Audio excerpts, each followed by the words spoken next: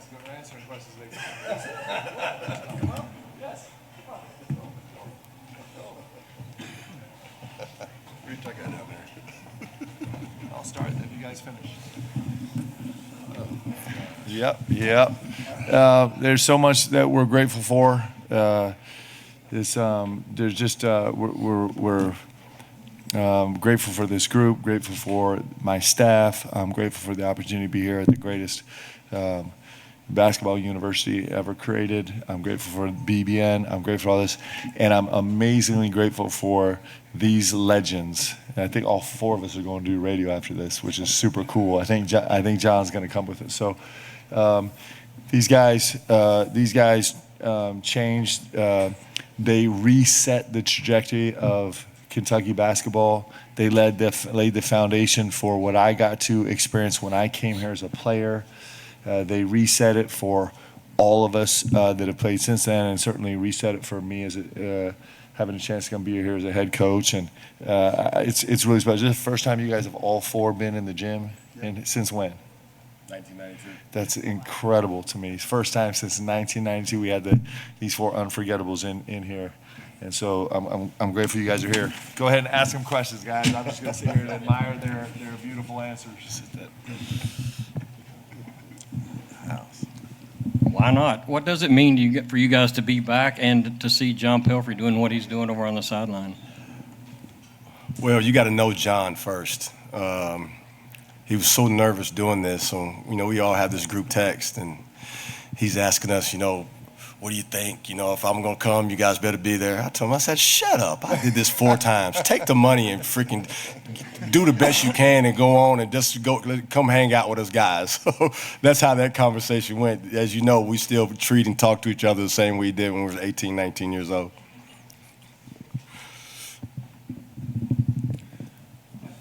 Question? If you played with John and grew up around John, you would know that he was built to be a basketball coach. And we knew when he was playing that he would be a coach when he finished. So I think he's done a tremendous job. And as Sean said, he was really nervous about coming in here and playing in front of the fans and, playing his old team. But he said, if I can get through the first 4 minutes looked good. It was after that it got him. But John's a great guy, and we love having an opportunity to come back and everybody be together for the first time in 30 years. So it was good. I think they did a pretty good job. I'm not the person that will say a lot, but no, this is a great, just to get back to see John and these two guys. We don't get to do this very often, and in this environment, there's that's what telling John's kids, man, you get to play in Rep Arena. That's a big deal, and that's by bringing this team there, they should. It's a great experience for them, and not too many people can say they play in this arena, and that's a big deal. I know it's the best 5 years of my life, that's for sure. And before we go on to the next question, I got to give this guy credit, and we all do, because everybody gets kudos about Unforgettables and things like that, but nobody knew who Rick Pitino's best assistant was that made us who we were, heart, mind, body, and soul. And that's our guy right here. He gets all the kudos. I mean, he scared us to win games. I just want you guys to know, and that's Ray Rock Oliver. Everybody's got to give him a round of applause, because he's the guy who actually, he was just as important in our success as any coach, any player during that time. And, he's the only man still that I'm scared of, and we all still scared of. So just so you know, that's why we're successful right now, because we're scared to fail, because we know if we start acting up, he's still mean enough and tough enough to kick our behind. So that's make sure that doesn't go unsaid. For any or all of you guys, I saw you back there standing with Rock for some of Coach Pelphrey's comments there. Just not sure how much of it you heard, but as you hear him talk about his emotion, see that emotion and the feelings that kind of were rekindled with him, coming in here for this occasion. Does it, I guess, stir up similar memories for you guys? And just what are you thinking when you walk into a situation like this and see him on the other sideline? Well, I'm tearing up now because I've done this 4 times. I've been in John's shoes twice at Mississippi Valley, once at Moorhead, and once at Southern. So I know the feelings and the emotions that go through coming into this building, seeing familiar faces, but being on the other side is just you don't understand the passion that we have and the love that we have for this place, and including him. And we're all refreshed that one of ours is at the helm now. And you don't know how that means to us, because he's gone through the trenches just like us, and he's one of us and knows, as the coach here, what it means to put that uniform on. And, God works in mysterious ways, and there's a reason why Mark Pope is here right now, because the University of Kentucky needed somebody that's part of us to get this thing back to being realistic about what being a Kentucky basketball player and this program is all about. Yeah, for Mark, one, you're going to want to use John Pelphrey's press conference in your recruiting pitches from now on. But 2, what does it mean to you when they're referring to you, one of our own, and you're the one who's in charge of the program now? What is it with guys like this here tonight? Well, listen, I mean, it's what's really beautiful is these guys have, we know each other, but we don't really know each other. But the love that I have for these guys is, I can't even describe it. Because I got to, before I ever got to Kentucky, I got to watch these guys work their magic and just restore this program. I think you think about this group of Unforgettables, and it's not just what they did, but it's the way they did it that was what all of us are striving to be like. Just the guts and the grit and the suffering. I mean, I brought up the post-Kansas 1 experience with John. And he didn't share many of the details on the radio show, but when I got here to Kentucky, those are the stories that we heard. And it was really so beautiful to come here to Kentucky and hear the stories about this group. And about, I came here and Kentucky was just coming off a Final Four against Michigan. But they were still talking about what this group went through to get Kentucky basketball back to where it was supposed to be. And they went through it. I think it's probably I don't know, it would get a XXX rating if they ever do a movie on it, just for the sheer, just the torture that these guys went through. But they did it, and they did it in a really special way, and they represent this place so well. So to be a part of this family is awesome. It's great. You guys tonight come in, and John's team comes out and does well. It was 7 minutes to go. It was 25-25. Even though you guys bleed blue, were you kind of pulling for your guy a little bit, or as the game got close, or were you thinking Mark played for Coach Pitino? It may be one of those X-rated movies if they don't get this thing going at a halftime or something. What was going through you guys' mind when that game was tight and the emotions through that? You don't want that one, Sean?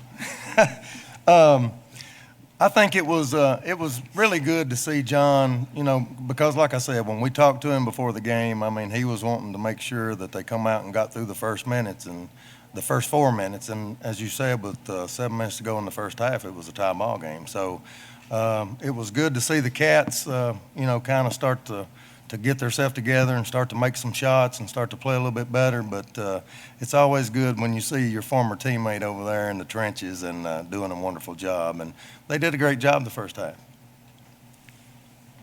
For Coach Mark, what do you hope your team will learn from the Unforgettables and from these guys? Oh man, I'll tell you what, if we could capture these guys' heart and spirit and their commitment, we would be unbeatable. So we'd like to inch toward that as quickly as we can. There are just certain people that capture, that just put everything on the table to get it done. They're iconic in what Kentucky basketball is supposed to be. So that's something we're striving for every single day, is to learn and to understand and to grasp and to make that commitment. And to, before the game we talked about Kaizen, just about this relentless, unyielding effort for continual growth, and these guys embodied that in a really miraculous way.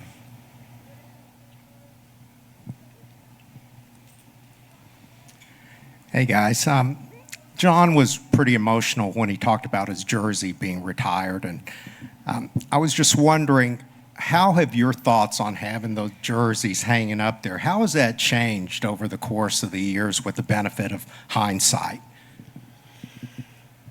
You know, every time I walk in this building, I had to take that glance to see if it's up there, and it's something that it's just special. You know, I've said this before. The four of us as players, I felt like it should just be one jersey, the Unforgettables, and I've gotten in trouble for saying that it is all four of us, but it was a group. And we've talked about a lot of people, but Coach Pitino is the one that made this happen. I mean, he's the one that he pushed us to the limits, and that guy right there, he gets a lot of credit for our success, that's for sure. And you had the best sergeant at arms in the world too, and that was Ray Rock Oliver.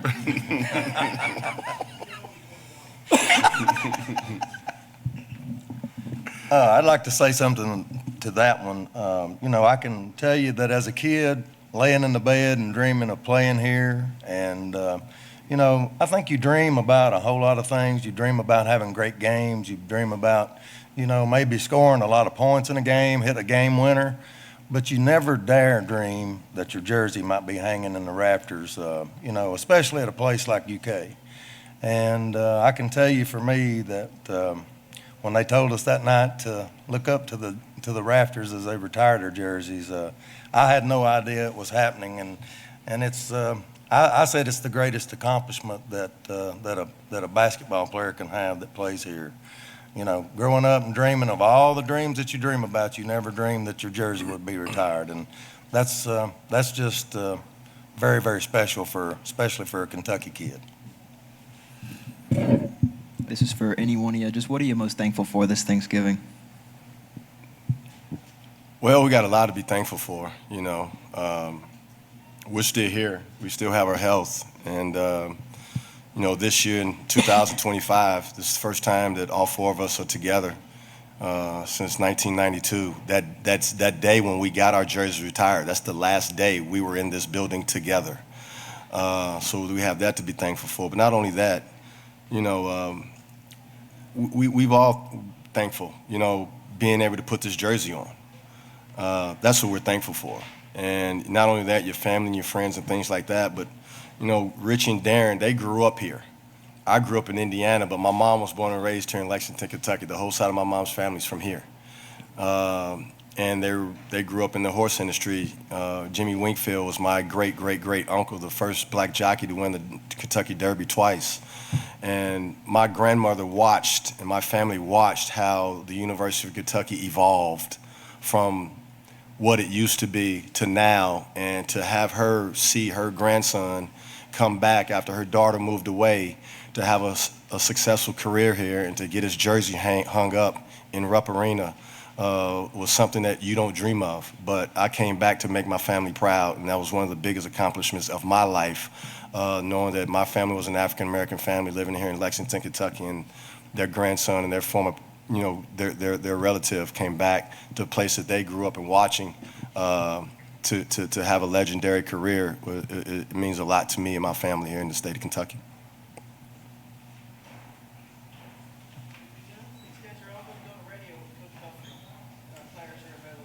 Thank you guys. All right. Have a happy Thanksgiving, everybody. Appreciate y'all.